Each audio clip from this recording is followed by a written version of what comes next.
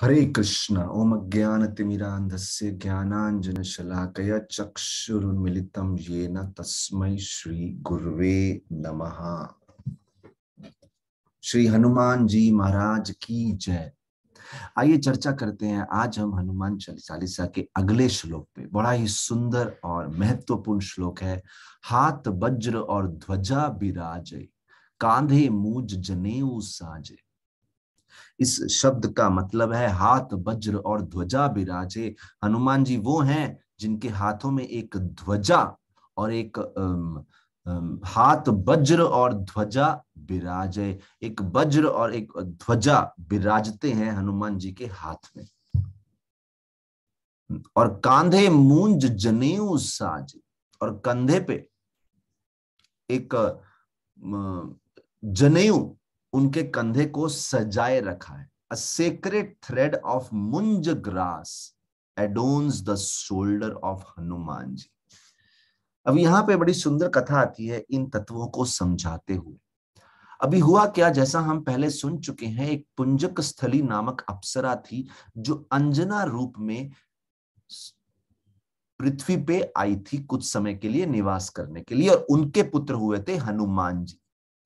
कुछ समय के लिए वो यहाँ पे रही, हनुमान जी को जन्म दिया, और जब उनकी अवधि उनके श्राप की समाप्त हो गई, उन्होंने डिसाइड किया कि उनके वापस जाने का समय हो गया है, और वो वापस चली भी गई। लेकिन यहाँ पे एक सुंदर बात है, हनुमान जी अपनी माता के विरह में इतने दुखी थे, उनको था कि उनकी माता वापस आनी ही चाहिए। किसी प्रकार से तो उनकी माँ को वापस लेके आओ स्वर्ग से पृथ्वी पे। वो अपने माँ के सानिध्य के बिना नहीं रह पा रहे थे। हनुमान जी स्वर्ग चले गए। एक्चुअली हनुमान जी स्वर्ग गए अपनी माता को वापस लेके आने के लिए।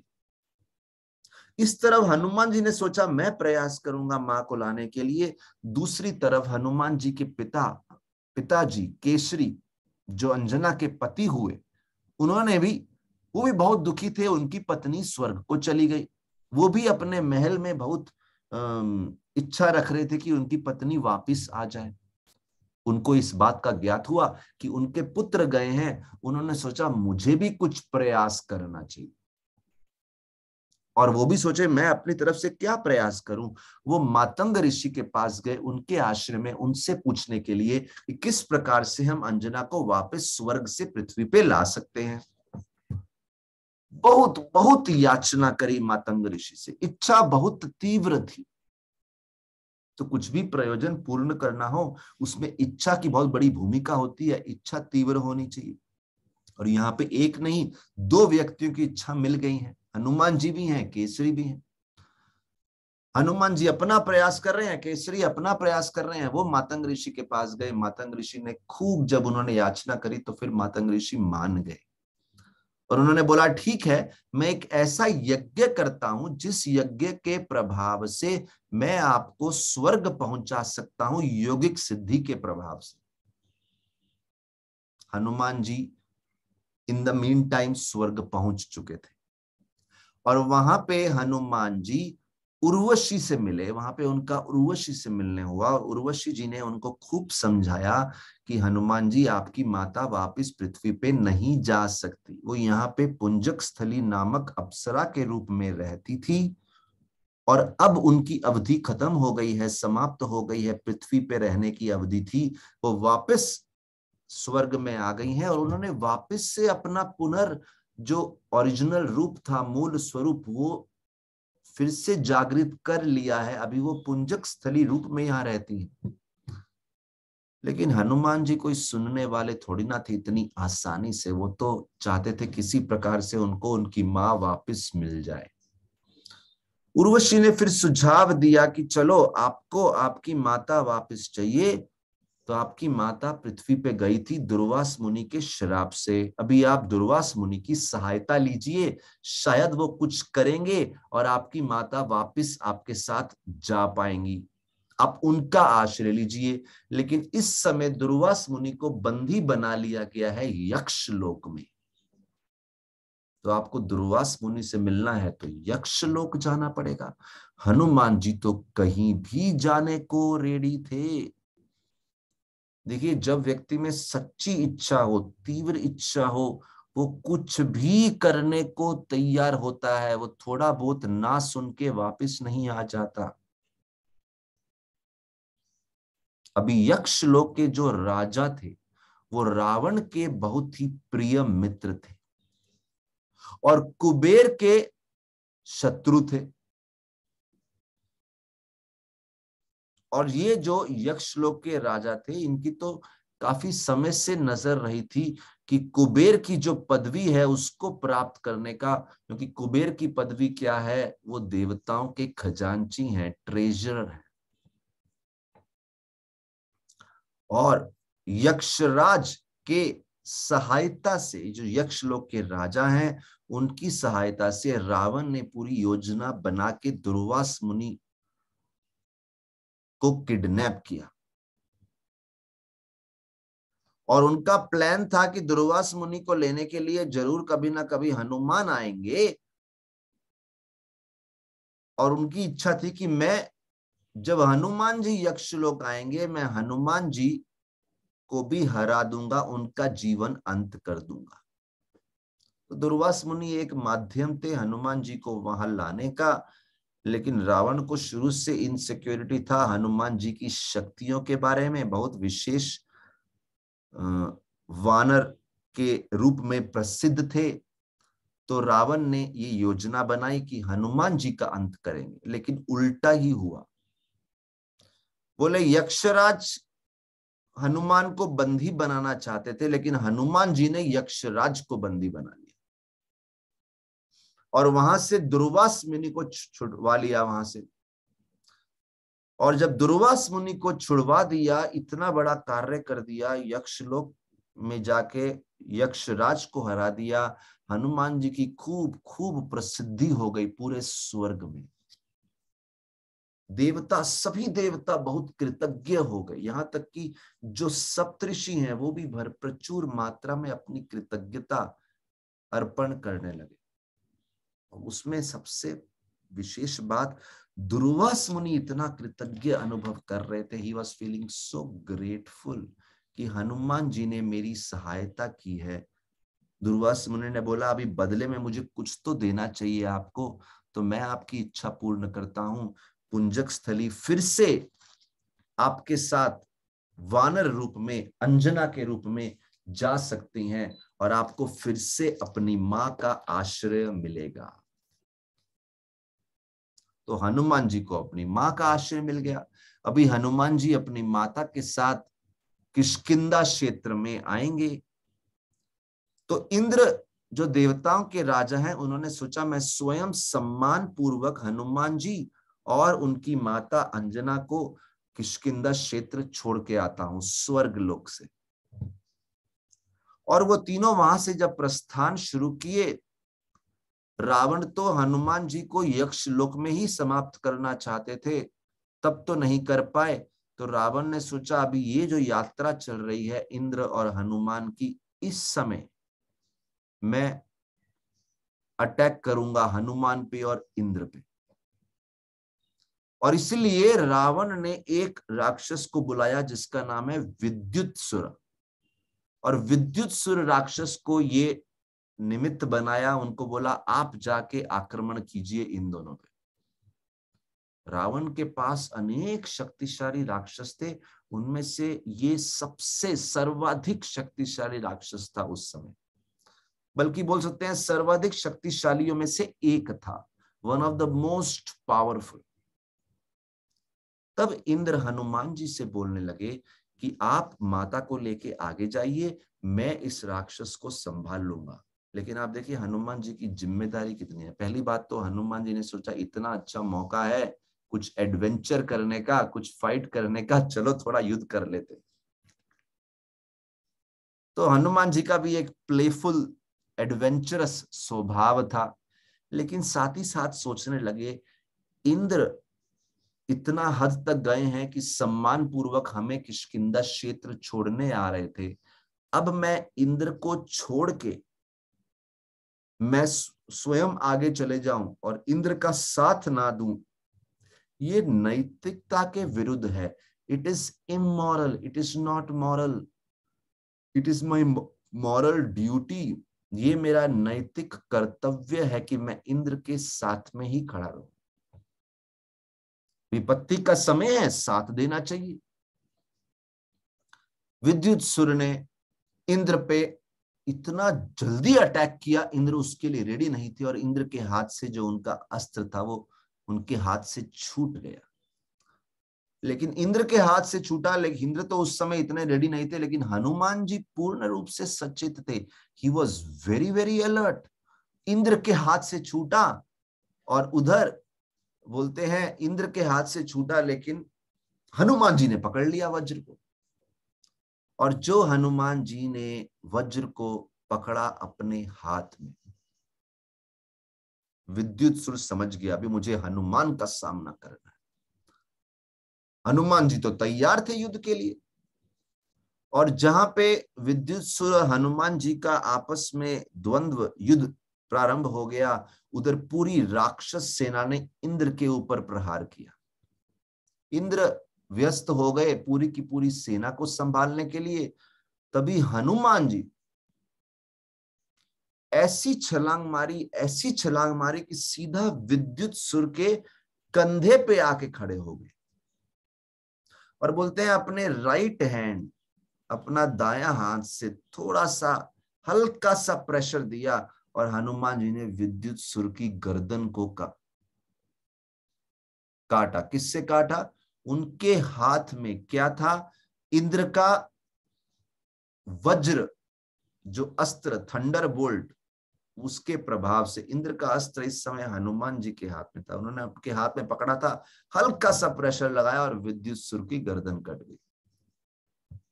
और थोड़ी ही देर में विद्युत्सुर और सारे के सारे राक्षस, सबका अंत हुआ, मानो केवल एक हड्डियों का ढांचा पड़ा हो उधर।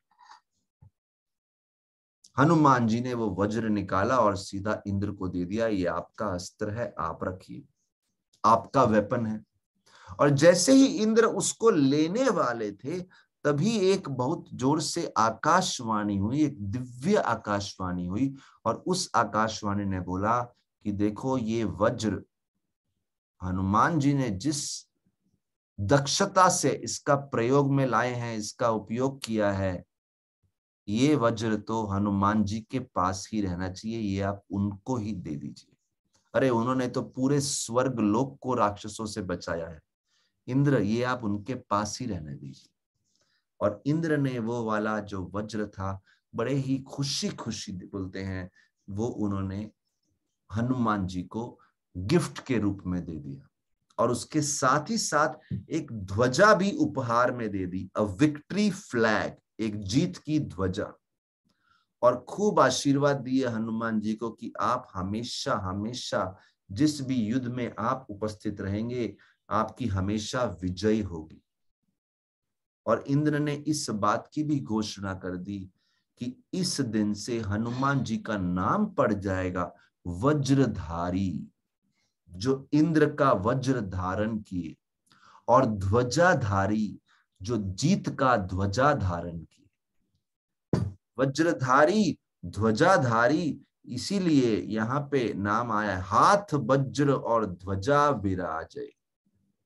वज्र, वज्र किसी भी तरीके से बोलिए, हाथ वज्र और ध्वजा विराजे, जिनके हाथ में ध्वजा और वज्र निवास करते हैं। तो ये तो एक मतलब हो गया कि हनुमान जी के हाथ में वज्र है और ध्वजा है। वज्र और ध्वजा हनुमान जी के हस्त रेखाओं को भी इंगित करने के लिए बोला गया है। एक दृष्टिकोण से ये जो वस्तुएं पकड़ी हैं उन्होंने हाथ में, उसको इंगित किया है, लेकिन एक दृष्टिकोण से हनुमान जी के हाथों में ऐसी रेखाएं हैं, विशेष रूप से उनपे वज्र और ध्वजा के चिन्ह हैं। और ये वज्र और ध्वजा के चिन्ह इंगित करते हैं, इंडिकेट करते हैं कि हनुमान जी के पास असीमित शक्तियां हैं, इमेंस पावर, और असीमित प्रसिद्धि मिलेगी उनको। तो एक शक्ति का वज्र है और एक प्रसिद्धि, फेम की ध्वजा है। इसीलिए बोल रहे हैं हाथ वज्र और ध्वजा विराजे। तो इस वाक्य को इस लीला, इसको समझाते हुए ये पूरी लीला है। इसी संदर्भ में, इसी वाक्य के संदर्भ में हाथ वज्र और ध्वजा विराजे एक दूसरी कथा भी आती।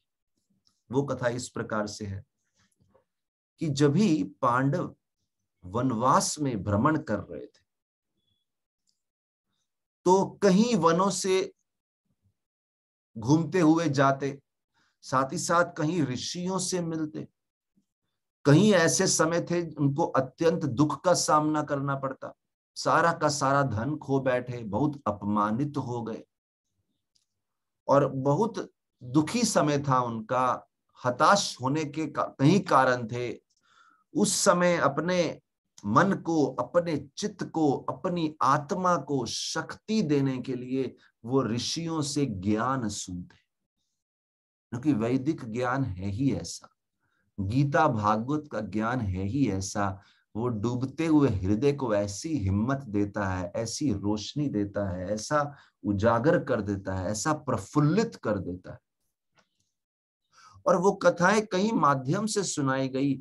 एक तरीका था कथा सुनाने का, कुछ पुराने राजाओं की कथा सुनाना, कुछ इतिहास सुनाना कि ऐसे राजा जिन्होंने भी ऐसी ऐसी बड़ी बड़ी चुनौतियों का सामना किया, प्रामाणिकता से, ईमानदारी से, दृढ़ता से, घबराए नहीं, वो गलत मार्ग का सहारा नहीं लिए।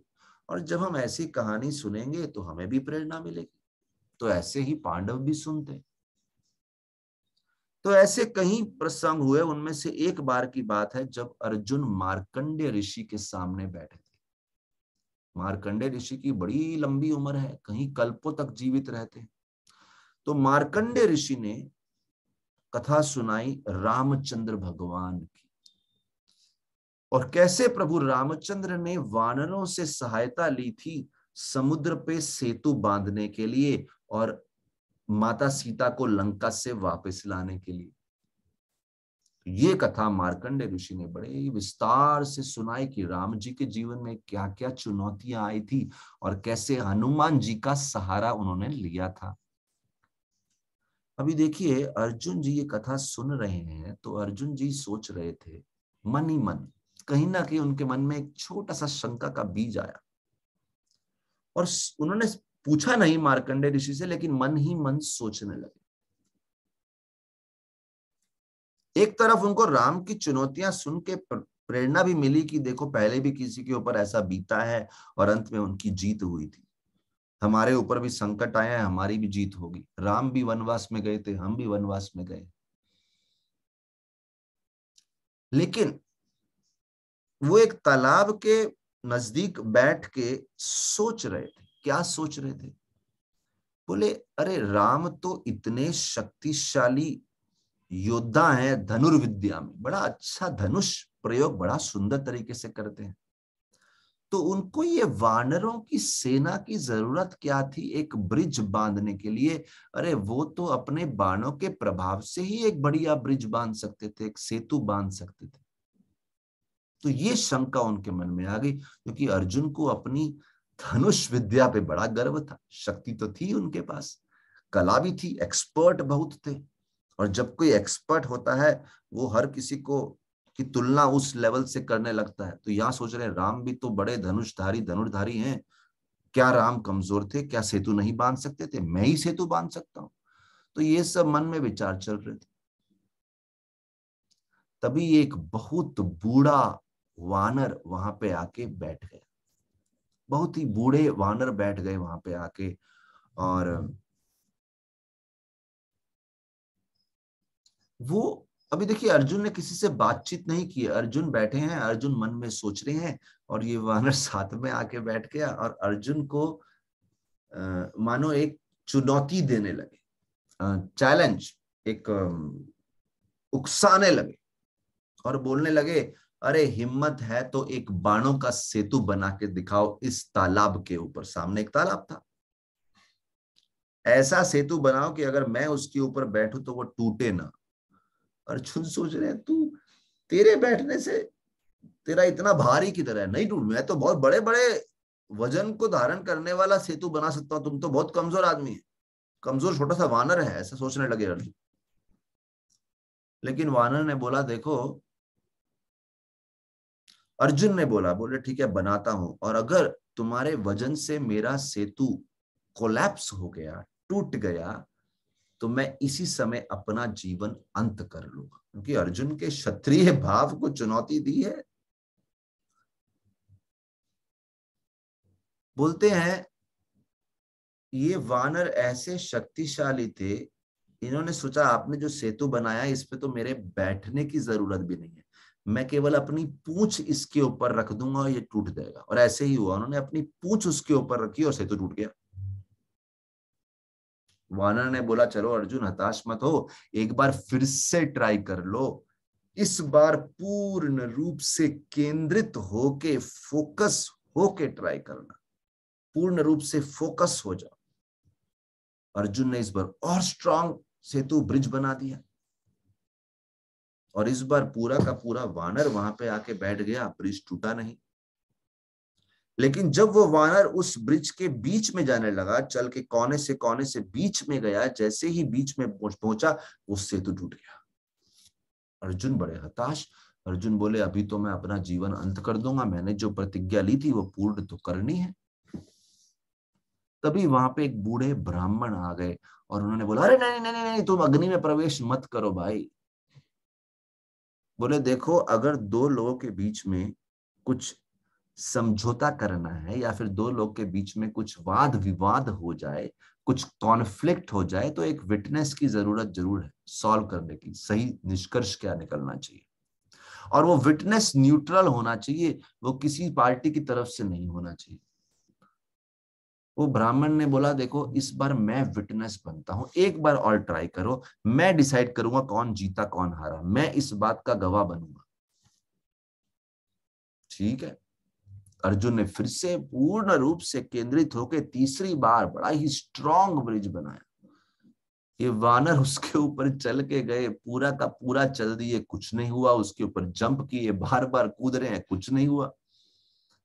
तब उस बूढ़े वानर ने अपना रूप बदल के आए थे सामने, जैसे ही अपना बदला हुआ रूप वापस अपने पुनर्मूल स्वरूप में आ गए, तो देखा सबने, अरे ये तो हनुमान जी हैं।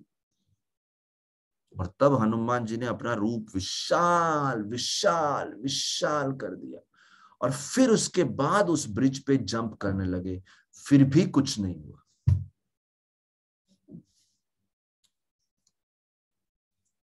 यहां पे दोनों के दोनों शॉक हो गए, इतना विशाल रूप इसके ऊपर कूद रहा है, फिर भी कुछ नहीं हो रहा। और तब जब अर्जुन और हनुमान दोनों हक्के बक्के वहां खड़े थे, अर्जुन को भी विश्वास नहीं हो रहा था कि ये टूट नहीं रहा। तब उन्होंने देखा नजदीक से और देखा कि ये ब्राह्मण, जो बूढ़े ब्राह्मण का रूप लेके आए हैं, ये और को नहीं, साक्षात श्री कृष्ण हैं। अर्जुन ने उनके अंदर कृष्ण को देखा, हनुमान जी ने उनके अंदर राम को देखा, और दोनों के दोनों भगवान के चरणों में गिर गए। दोनों को अपनी शक्ति का घमंड हो रहा था। हनुमान सोच रहे थे मैं अर्जुन के बाणों को तोड़ सकता हूं, अर्जुन सोच रहे थे मेरे बाणों को कोई नहीं तोड़ सकता। भगवान ने दोनों को विनम्र कर डाला, और तब भगवान ने अपने दोनों भक्तों को आशीर्वाद दिया और अपनी इच्छा बताई कि आप दोनों मिल जाओ, एक हो जाओ, ताकि पांडवों की कौरवों के प्रति जीत हो सके, कौरवों के विरुद्ध जब युद्ध करेंगे तो उसमें जीत हो सके। तब भगवान ने हनुमान जी को बोला कि आप अर्जुन की ध्वजा पे विराजना। जब हनुमान जी अर्जुन की ध्वजा पे विराजेंगे युद्ध के समय, तो उस समय बहुत ही सुंदर बात है यहां पे,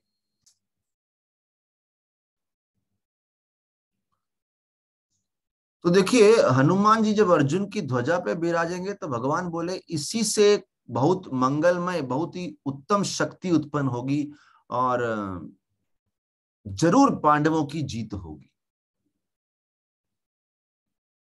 यही हनुमान जी जब राम जी का रावण से युद्ध हुआ था, तो उस समय हनुमान जी ही थे जिन्होंने राम की जीत ध्वजा को अपने हाथ में धारण किया था। अब वही हनुमान जी अर्जुन की ध्वजा पे विराजेंगे तो वही इफेक्ट होगा, जीत तो होगी। बोलते हैं हनुमान जी हर उस भक्त के रथ की ध्वजा पे बैठते हैं। जो भी भक्त इस जगत की भ्रामिक शक्तियों के प्रति युद्ध घोषणा किया है, माया के प्रति युद्ध घोषणा किया है, हनुमान जी का साथ हमेशा उस भक्त के साथ रहता है। या फिर वो हर भक्त हनुमान जी का आश्रय लेता है कि मालूम है अगर हनुमान जी का आशीर्वाद हमारे जीवन रूपी रथ पे रहेगा, जीवन रूपी रथ की ध्वजा पे रहेगा, तो जरूर हम माया के विरुद्ध इस युद्ध में विजय प्राप्त करेंगे। इसीलिए बोलते हैं हनुमान का नाम ध्वजा विराजे। इसका एक और मतलब इस प्रकार से भी दिया गया है।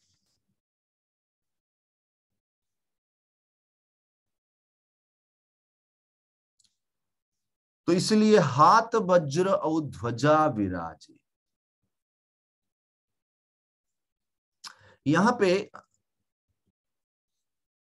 देखिए, जब राम जी को रथ मिला था, इंद्र ने स्वयं रथ दिया था राम जी को उस युद्ध में, जब रावण के विरुद्ध युद्ध हुआ था।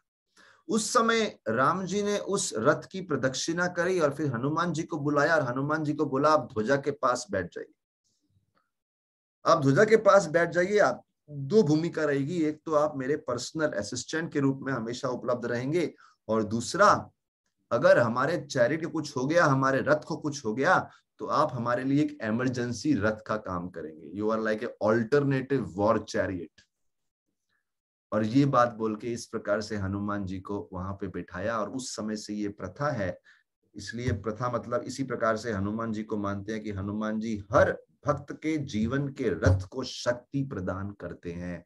हाथ वज्र और ध्वजा विराजे। इसके बाद अगला जो स्तुति आती है हनुमान जी की, वो है कांधे मुंज जनेऊ साजे।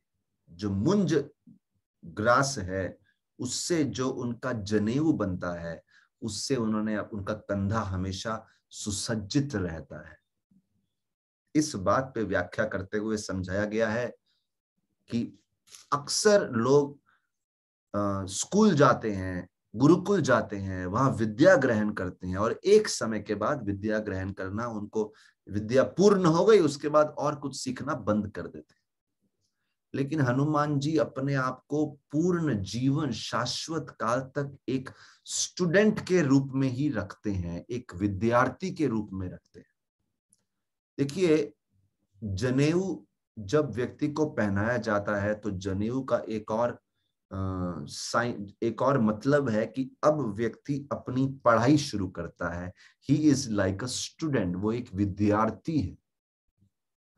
हनुमान जी के जीवन में देखते हैं जब भी उनको कोई अपॉर्चुनिटी मिली, कोई उनको मौका मिला, कोई समय मिला, उस समय उन्होंने उत्तम से उत्तम शिक्षकों से बड़ी ही आतुरता से ज्ञान प्राप्त किया। जीवन भर उन्होंने अपने आप को एक स्टूडेंट समझा, कभी देने वाला नहीं समझा, हमेशा एक विद्या ग्रहण करने वाला समझा। हमेशा समझ अलग अलग अलग शिक्षकों से समझते हैं और अलग अलग प्रकार के कौशल सीखते आए, स्किल्स सीखते आए। और ऐसा नहीं कि कोई भी स्किल टाइम पास सीख लिया, हर स्किल को परफेक्ट लेवल तक सीखते, टू एक्सट्रीम परफेक्शन।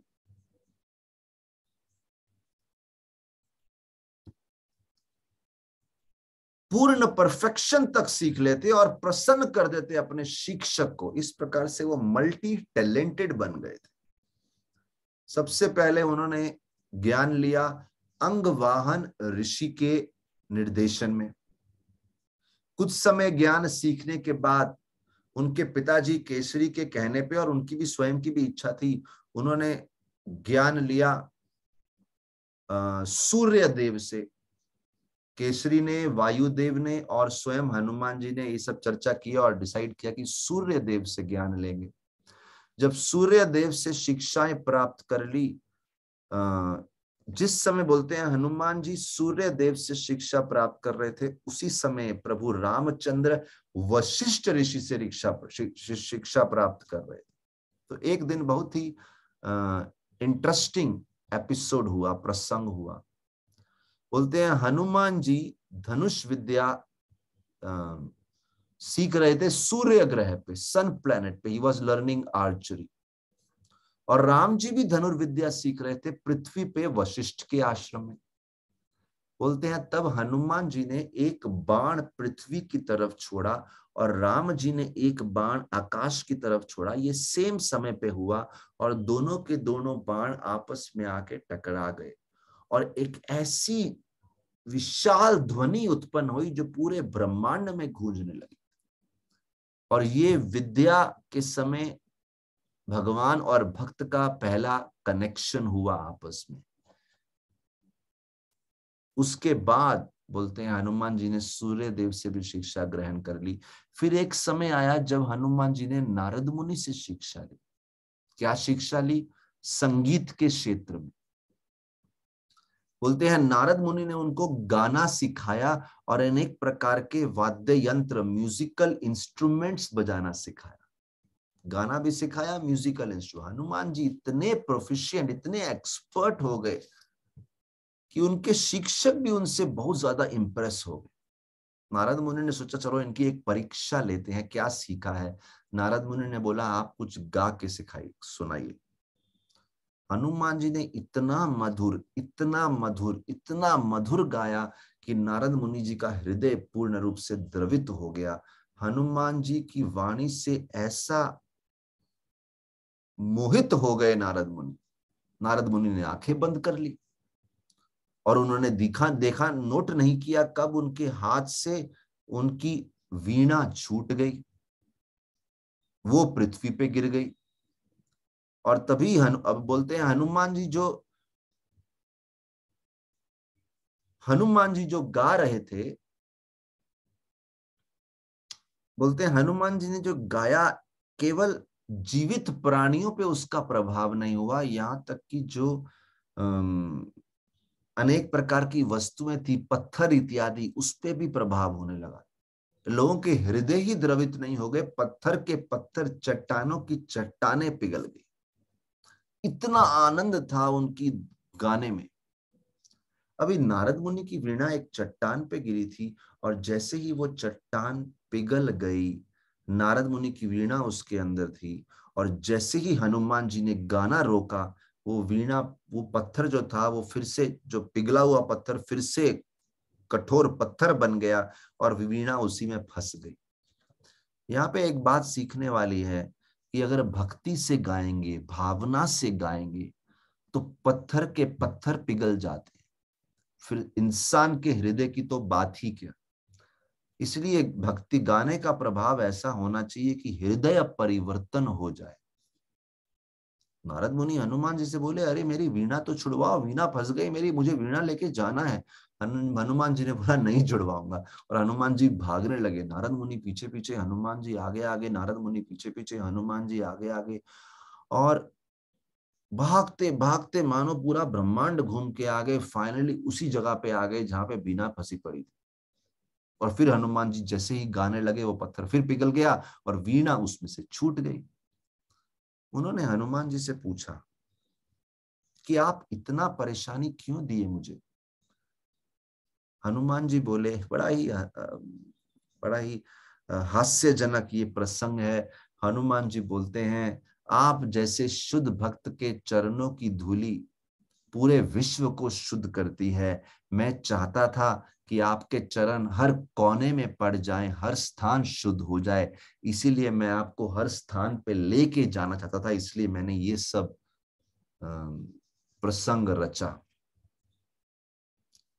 तो इस प्रकार से वो हनुमान जी अपने गुरु के चरणों की रज के लिए इतने तत्पर थे, और इस प्रकार से हनुमान जी अनेक गुरुओं से शिक्षा प्राप्त करना, उसको बहुत महत्व देते थे, देते हैं।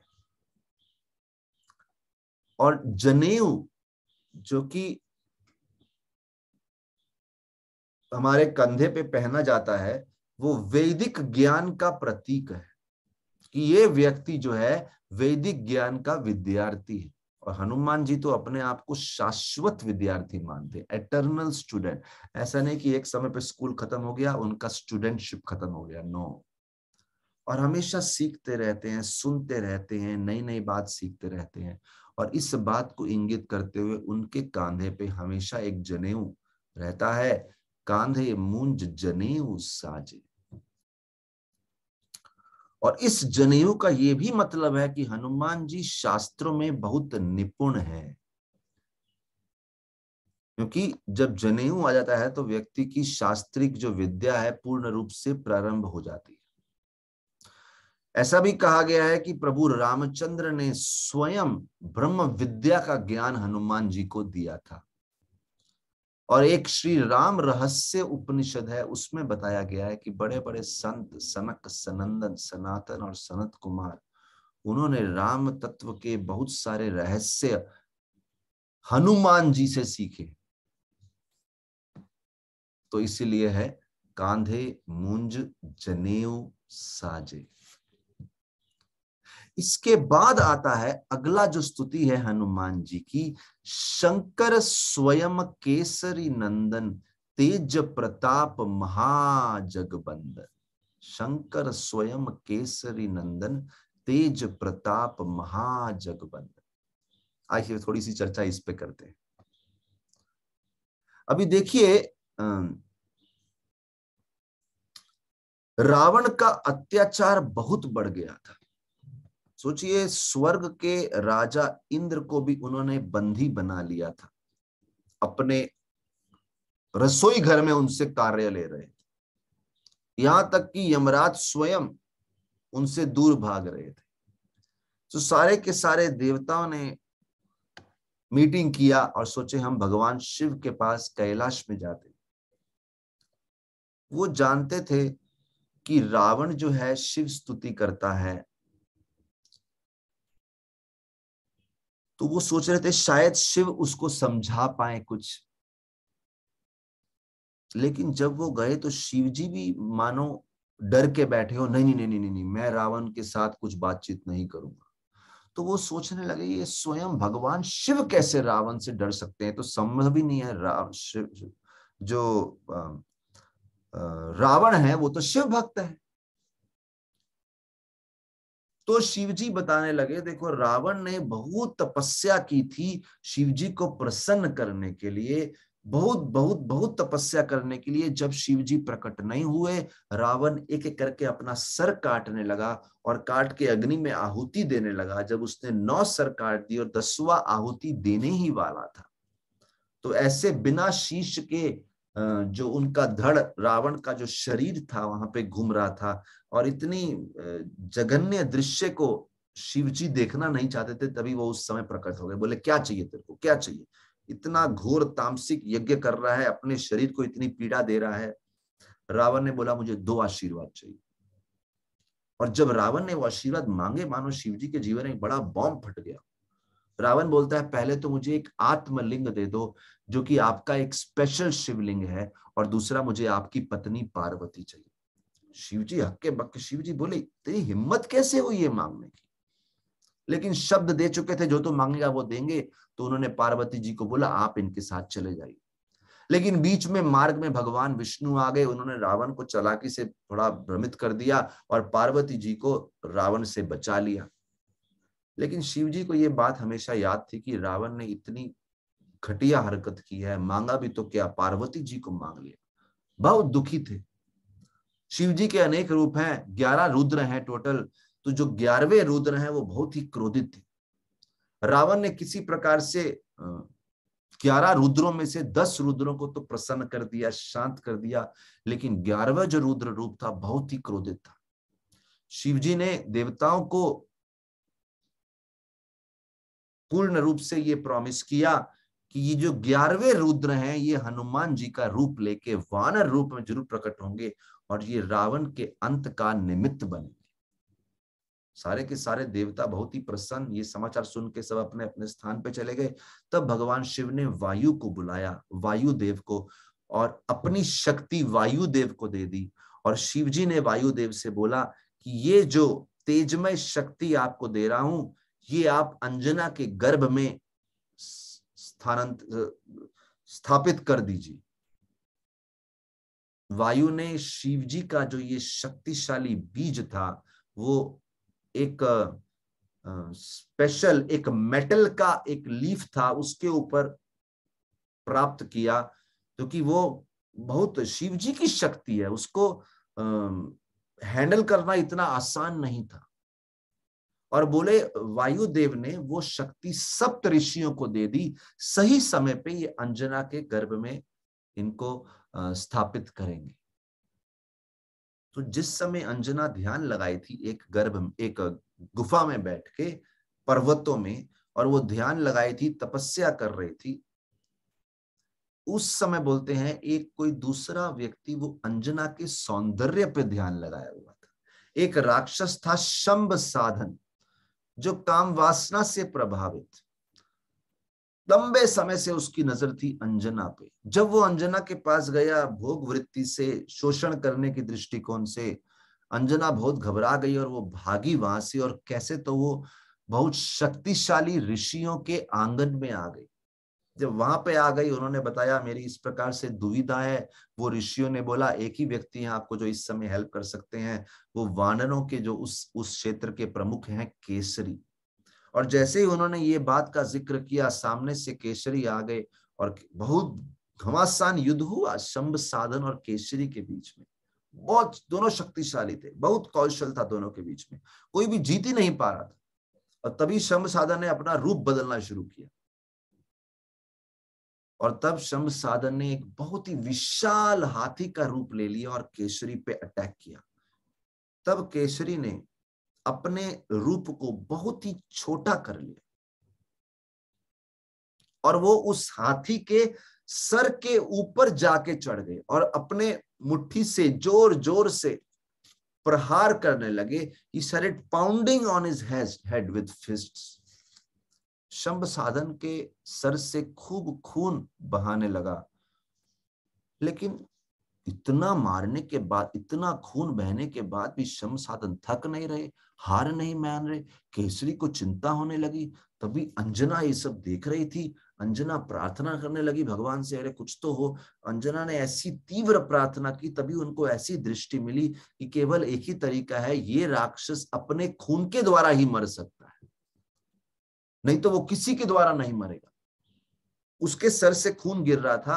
अंजना ने एक बाण लिया, उस बाण को उस खून में डुबोया, और उन्होंने एक धनुष पकड़ा और जोर से ये धनुष बाण केसरी की तरफ फेंका, और केसरी ऊपर से छलांग मारे, मानो आकाश में उन्होंने उस धनुष बाण को पकड़ा और एक शॉट में धनुष बाण चलाया। केसरी जमीन पे आ गए, वो बाण सीधा गया और सीधा शंभ साधन जो हाथी के रूप में था उसके शरीर को भेद डाला, और वहीं पे उसकी हत्या हो गई, क्योंकि वो बाण उसी के खून से लथपथ था। अभी ये साधु जो लोग उस बहुत ही बहादुरी के कार्य को देख रहे थे, उन्होंने केसरी को, अंजना को खूब आशीर्वाद दिया, खूब आशीर्वाद दिया। और उन्होंने बोला अंजना को, इस प्रकार से केसरी आपके जीवन में आए हैं, आप दोनों का विवाह होना चाहिए, और आपके द्वारा जो पुत्र प्राप्त होगा वो भगवान शिव का साक्षात अवतार होगा और राक्षसों के अंत का निमित्त बनेगा। ये घोषणा ऋषियों ने आशीर्वाद देके करी। इतना आशीर्वाद मिल गया, केसरी और अंजना का विवाह हो गया। विवाह तो हो गया, बहुत सारे आशीर्वाद मिले थे। आपको याद होगा पहले हमने चर्चा करी, पुंजक स्थली नामक अप्सरा को भी बहुत आशीर्वाद मिले थे कि उनके यहाँ एक वानर पुत्र होगा। यहाँ पे केसरी को भी आशीर्वाद मिले हैं, उनके यहाँ पुत्र होगा, लेकिन लंबे समय तक पुत्र नहीं हुआ। फिर वो मातंग ऋषि के आश्रम में गए उनका आशीर्वाद देने के लिए। काफी लंबा सफर था मातंग ऋषि के आश्रम में जाने का, और काफी लंबा सफर था जो उस आश्रम में जाने के लिए। अभी देखिए यहाँ पे एक सुंदर बात आती है कि आशीर्वाद मिले हैं, भविष्यवाणी हुई है, लेकिन अभी वो होता दिख नहीं रहा, तो व्यक्ति धैर्यहीन तो होगा ही होगा। लेकिन व्यक्ति को धैर्य रखना है, भविष्यवाणी हुई है तो होगा, लेकिन इतने में प्रयास करना है, उनकी तरफ से जो भी प्रयास करना है। तो वो मातंग ऋषि के पास गए, लेकिन वो जो यात्रा थी मातंग ऋषि के आश्रम में जाने की, वो बहुत ही कठिन यात्रा थी, बहुत ही तपस्यापूर्ण यात्रा थी।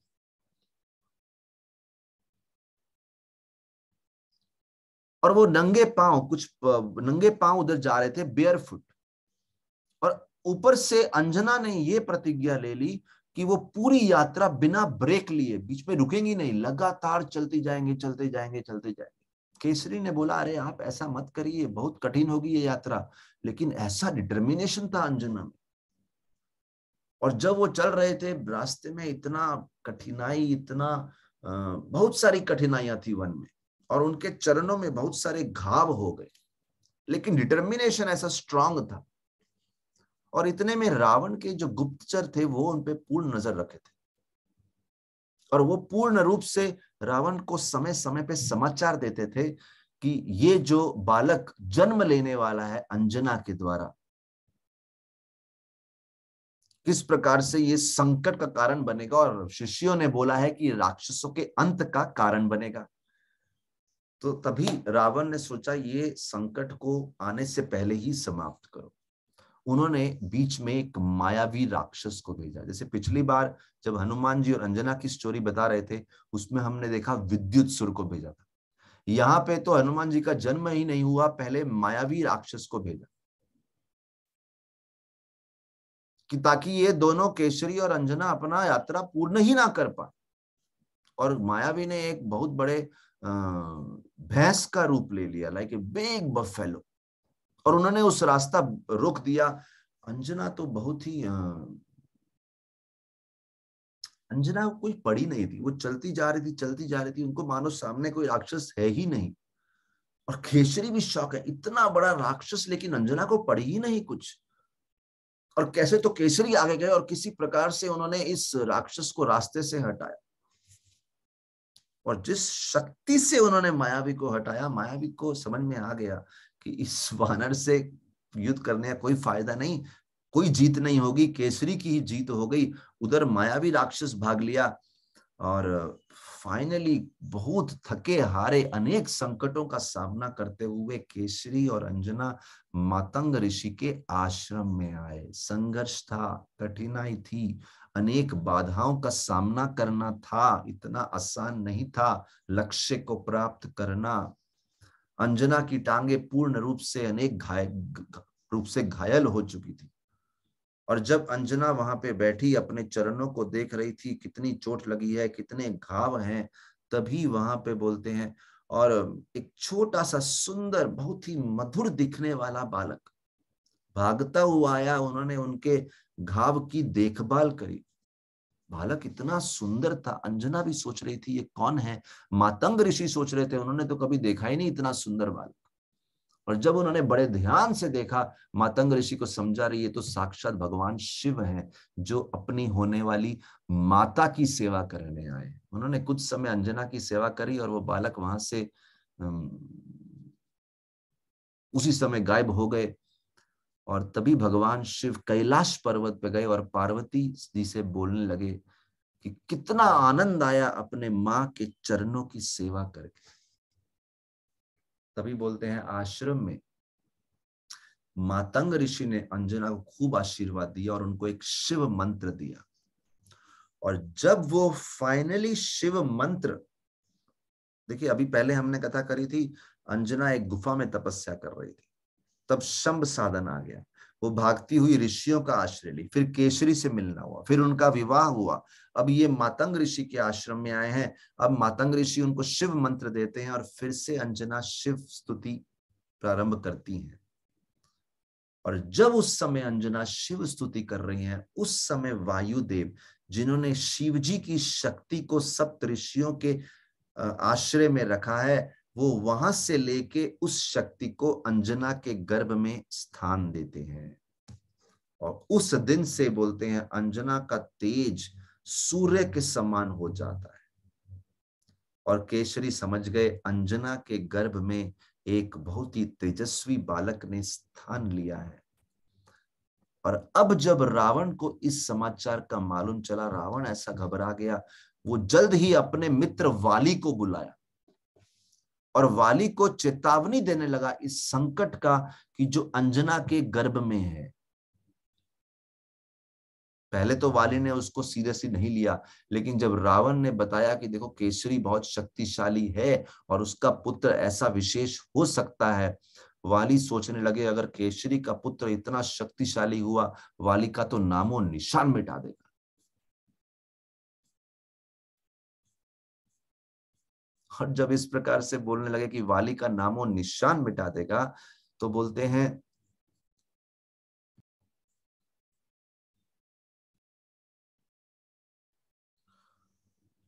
तो वाली को बहुत इनसिक्योरिटी हो रहा है, उसका तो नामो निशान मिट जाएगा।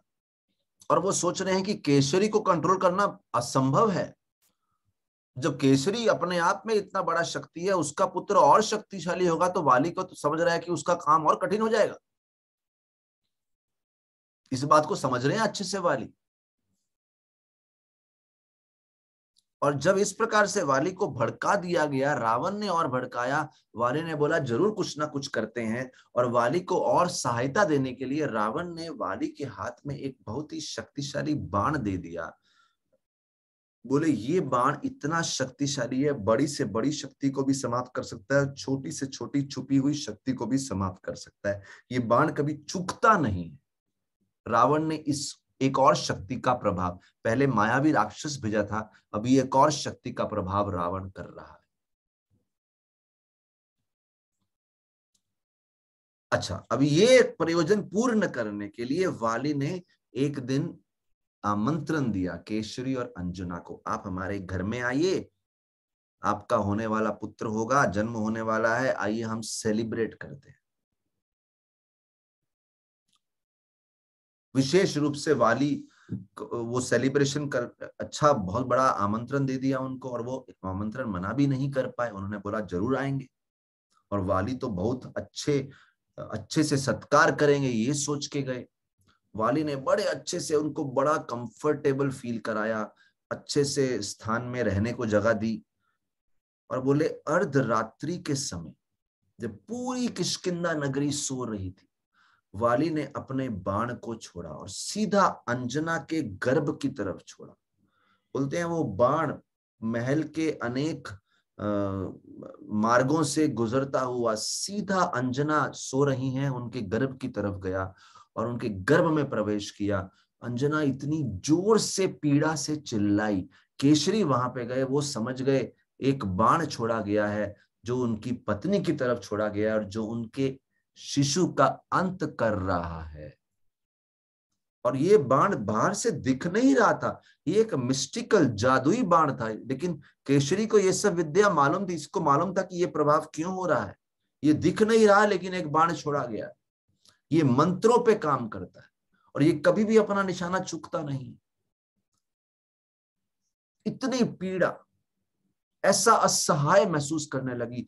तभी अंजना फिर से शिव मंत्र जप करती हैं और जैसे ही उन्होंने शिव मंत्र जप किया, भगवान शिव वहां प्रकट हो गए और उन्होंने उस बाण के जितना भी दुष्प्रभाव था उसको समाप्त कर दिया और उन्होंने बालक को फिर से जीवित कर दिया और बालक को खूब आशीर्वाद दिया कि आगे से कभी भी ऐसी बाह्य शक्तियों का प्रभाव इस बालक पे नहीं होगा। केसरी और अंजना को इतनी हिम्मत आई कि उनका बालक बच गया और उसी रात को उसी समय वो महल से भाग लिए, अपने क्षेत्र में जाके शांति से रहेंगे। तो ये जो पुत्र हैं जो शिव शक्ति से उत्पन्न हुए हैं, इसलिए अगली स्तुति जो आती है, शंकर स्वयं केसरी नंदन। स्वयं शंकर हैं जो केसरी के पुत्र बन के पैदा हुए हैं, स्वयं शंकर स्वयं केसरी नंदन। लेकिन वैसे वो वायुदेव के भी पुत्र माने जाते हैं, क्योंकि शिव शक्ति को अंजना के गर्भ में स्थापित करने वाले तो वायुदेव थे, इसलिए पवन सुत भी बोला जाता है। लेकिन साथ ही साथ उनको राम दुलारे भी बोला जाता है, क्योंकि एक प्रकार से राम भी उनको वात्सल्य भाव में उनको खूब प्रेम दिए, तो राम दुलारे। अभी बात आती है, एक व्यक्ति इतने सारे लोगों का पुत्र कैसे हो सकता है? पवन सुत भी है, शंख केसरी नंदन भी है, राम दुलारे भी है। लेकिन हम देखते हैं हनुमान जी का इन सबसे संबंध अलग अलग लेवल पे है। एक व्यक्ति अलग अलग लेवल पे अपना अस्तित्व देखता है, एक आध्यात्मिक लेवल पे, एक फिजिकल बॉडी लेवल पे, एक लाइफ ब्रेथ, प्राण के स्तर पे। बोलते हैं जो डीपेस्ट स्पिरिचुअल आत्मा के स्तर पे है, हनुमान जी का अस्तित्व क्या है? वो तो शिव जी के एक्सपेंशन है। उनका जो शरीर है वो कहाँ पे जन्मा है? वो अंजना के गर्भ में जन्मा है, केसरी के द्वारा, इसलिए वो केसरी के पुत्र हैं। और प्राण के स्तर पे, क्योंकि उनको उस शक्ति को वायुदेव ने स्थापित किया है अंजना के गर्भ में, वो पवन सुत भी है, इसलिए शंकर स्वयं केसरी नंदन यहाँ पे कहा गया है। इसके पहले हमने एक स्तुति पढ़ी थी, उसमें लिखा था अंजनी पुत्र पवन सुत नाम, और यहाँ पे केसरी नंदन दिया गया है।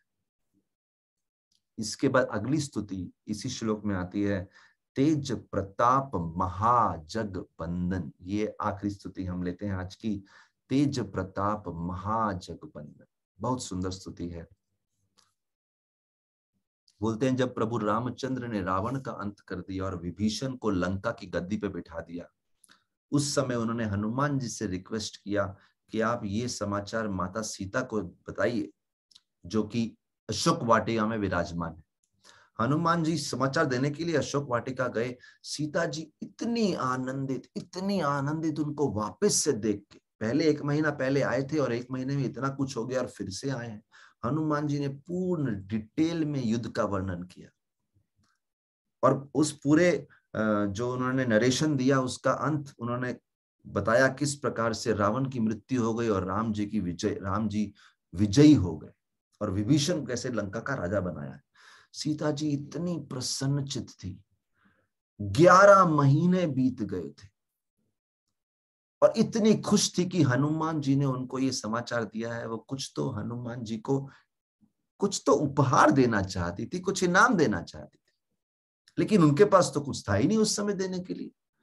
उस समय अगर वो कुछ दे सकती थी तो केवल अपने हृदय से भर भर के आशीर्वाद दे सकती थी। और सोच